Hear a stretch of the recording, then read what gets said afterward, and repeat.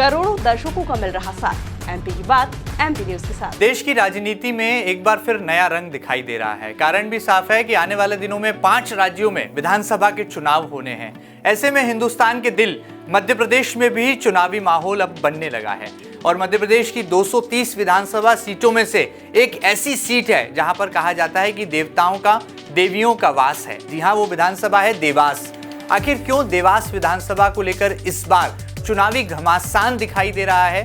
Congress party ने भी तैयारी पुख्ता रखी है तो भारतीय जनता पार्टी को अपने परंपरागत वोट बैंक पर पूरा भरोसा है।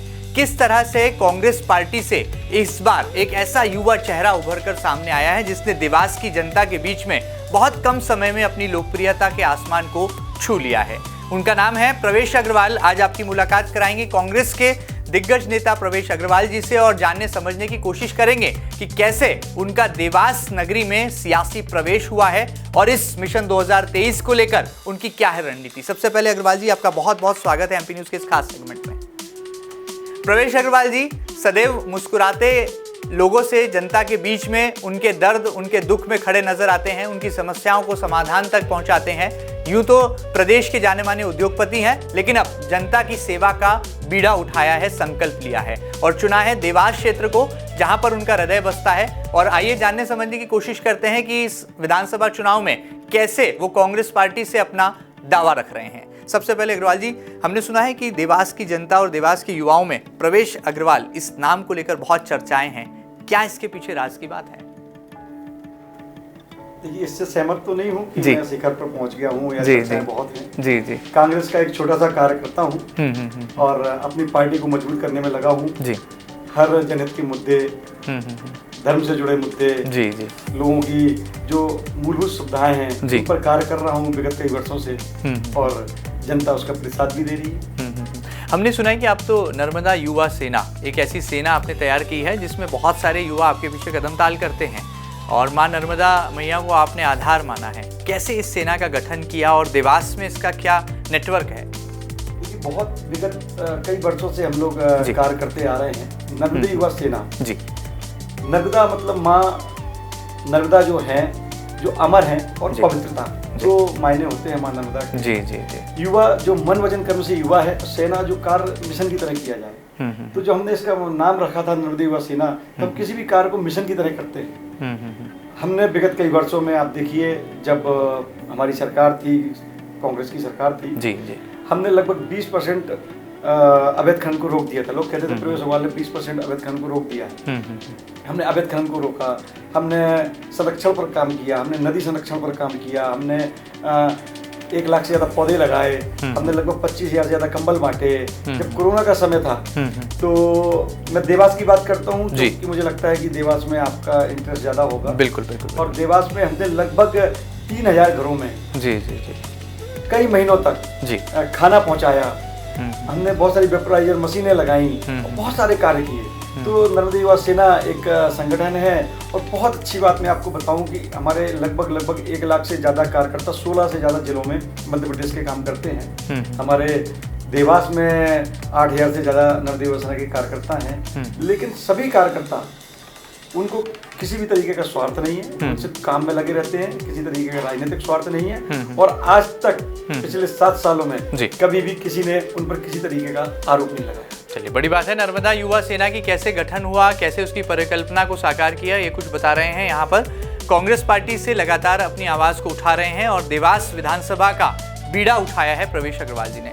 प्रवेश जी, इस बार कैसे आपका नाम चर्चाओं में आ रहा है? कहा जा रहा है कि चुनाव में आपका नाम जो है बहुत मायने रखता है। अगर देवास कांग्रेस की बात करें तो प्रवेश अग्रवाल जी के दावेदारी को लेकर बहुत चर्चाएं हैं। कितनी सच्चाई है इन दावों में? देखिए, सभी कार्यकर्ता वहाँ पे काम कर रहे हैं। बहुत सारे कार्यकर्ता हैं। कांग्रेस, आप जानते हैं, 140 साल सबसे पुरानी पार्टी है, सबसे लोकतांत्रिक पार्टी है और हमारे हजारों कार्यकर्ता वहाँ पे काम कर रहे हैं। उन कार्यकर्ताओं में से मैं भी एक कार्यकर्ता हूँ और देवास में अपने कांग्रेस को मजबूत कर रहा हूँ, अपनी बात लोगों तक पहुँचा रहा हूँ। जो भाजपा ने 18 सालों में दुर्दशा कर दी है देश की, प्रदेश की, देवास की, वो हम लोगों के सामने रख रहे हैं। ये हमारा काम है। सबसे बड़ा चुनावी मुद्दा आपकी नज़र में क्या है? देवास की जनता के बीच का क्या मुद्दा है जो कि इस विधानसभा चुनाव 2023 में उभर कर आएगा? देखिए साहब, मैं चुनावी मुद्दा तो आपको नहीं बता सकता। तो बहुत मूलभूत इतनी समस्याएं हैं। आज 40 साल से जो हालत देवास की कर दी है भाजपा ने, जो वहाँ पे चुने हुए जनप्रतिनिधि हैं, क्योंकि जो अच्छे काम किए आप अगर क्रेडिट लेना चाहते हैं तो जो काम आपने गलत किए हैं वो भी आप पर ही आएंगे। आप देखिए आज वहाँ पर बेरोजगारी का क्या आलम है। आज रोजगार नहीं है। वहाँ का इंडस्ट्रियल एरिया सबसे पुराना इंडस्ट्रियल एरिया है, आज भी मध्य प्रदेश का दूसरा सबसे बड़ा इंडस्ट्रियल एरिया है, वो पूरी तरह खत्म हो चुका है। तो हमें बहुत सारे कार्य करने हैं, चाहे वो शिक्षा को लेकर, वहाँ शिक्षा नहीं है। आज बच्चों को इंदौर आना पड़ता है, वहाँ मेट्रो नहीं है। आज अपने इंदौर के लिए मेट्रो ला रहे हैं, पर चलिए ये तो एक एडवांस बात हो गई। पहले मैं आपको मूलभूत बातें करता हूँ। आज वो जुआ सट्टी का गढ़ बन गया है, उससे कैसे निजात पाया जाए। तो मेरा जो मैं आप 5 प्रमुख समस्याएं बताएंगे, तो सबसे पहले वहाँ के युवाओं को, लोगों को कैसे रोजगार दिया जाए, किस तरीके से भ्रष्टाचार से मुक्त किया जाए, किस तरीके से वहाँ पे जुआ सट्टे का जो देवास गढ़ बन चुका है उससे मुक्त किया जाए, कैसे उसको गुंडा राज से मुक्त किया जाए। वहाँ आप जो हमारा नगर निगम है उसकी हालत देखिए, इतना भ्रष्टाचार व्याप्त है। वहाँ पर रोड नहीं है, पानी निकासी की कोई सुविधा नहीं है। आप अभी पहली बारिश की फुहार में लगभग आधे जो वार्ड थे वो बाढ़ की स्थिति में पहुंच गए। इस तरीके से देवास का हल देख के बड़ा मन में पीड़ा होती है। अभी पिछले 15 दिन से हम लोग एक बहुत बड़ी जंग लड़ रहे हैं बच्चों को। अब देखिए वहाँ पे भ्रष्टाचार और जो आलम है वहाँ पे सत्ताधारियों का, जो शासन प्रशासन का, कि कलेक्ट्रेट तोड़ दिया जाता है, वो एक अलग विवाद का विषय है, उस पर किसी दिन और मैं आपसे चर्चा करूंगा। जी।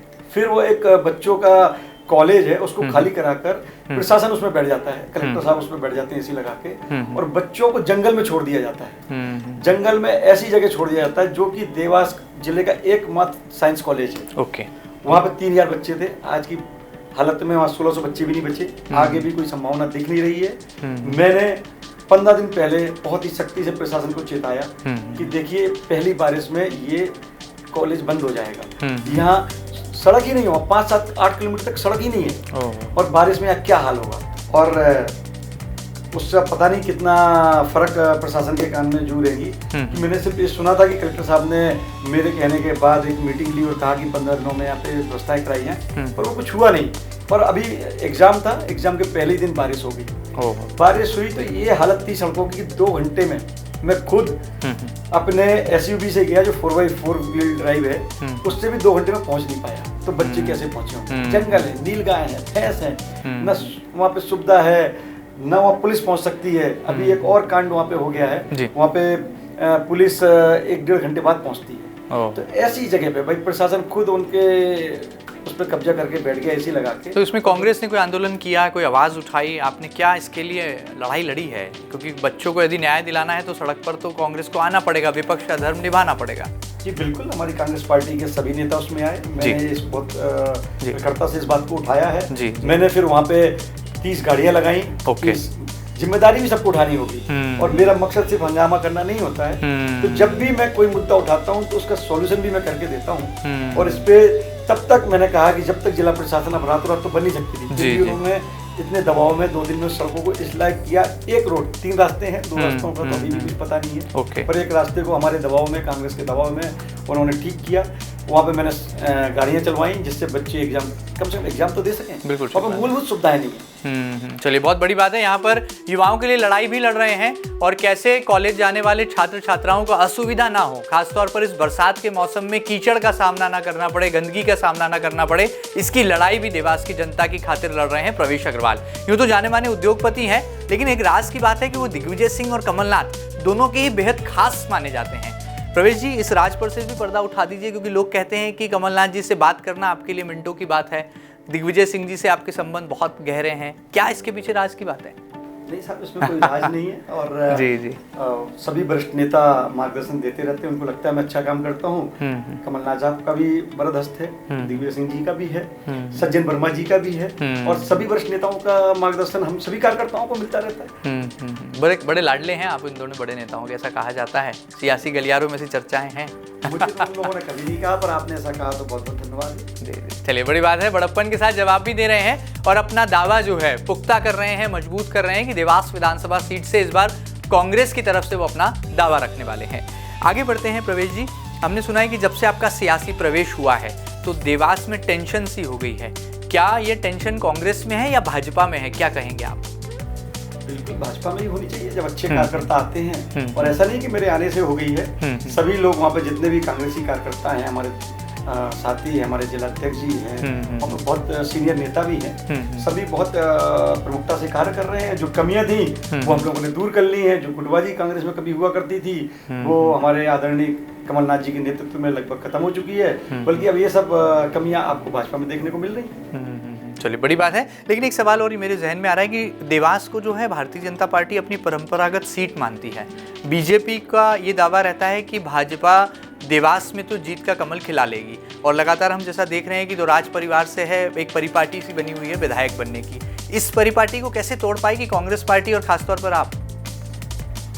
देखिए, कोई भी सीट किसी की बकौती नहीं है जी। 40 साल में जी जो चुने हुए जनप्रतिनिधि ने जी इस देवास की दुर्दशा कर दी है। मैंने अभी आपको जो बताया था, बेरोजगारी चरम पर है, गुंडागर्दी चरम पर है, जुआ सट्टेबाजी का देवास अड्डा बन गया है।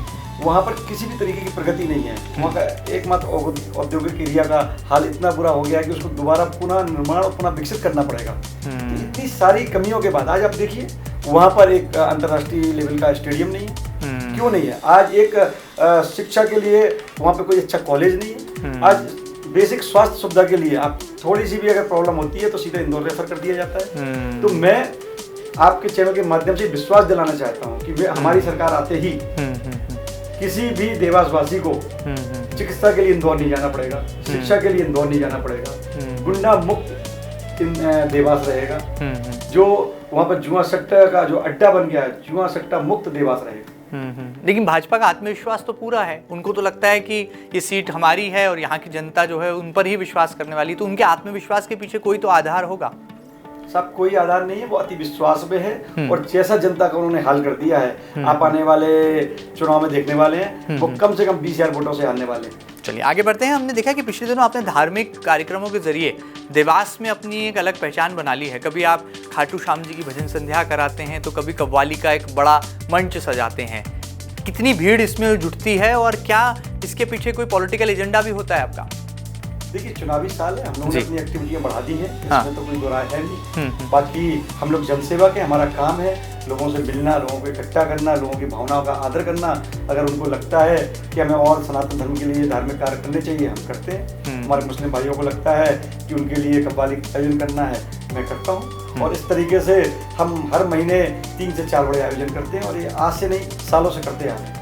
तो ये सब आयोजन जो है कांग्रेस पार्टी के बैनर तले होते हैं या आपकी नर्मदा युवा सेना के बैनर तले होते हैं? आयोजन किसके बैनर तले करते हैं आप? कांग्रेस के बैनर तले भी होते हैं, कभी नर्मदा युवा सेना के बैनर तले भी होते हैं। तो इस बार प्रवेश अग्रवाल जी किला लड़ाने वाले हैं, पूरी तरह से मैदान में उतरने वाले हैं, तैयारी पूरी हो गई है माना जाए? ये तो सही सवाल नहीं होगा मेरे लिए, और मैं इसका जवाब भी देने के लायक नहीं हूँ, क्योंकि ये तो आला कमान तय करेगा कि किसको टिकट मिलेगा।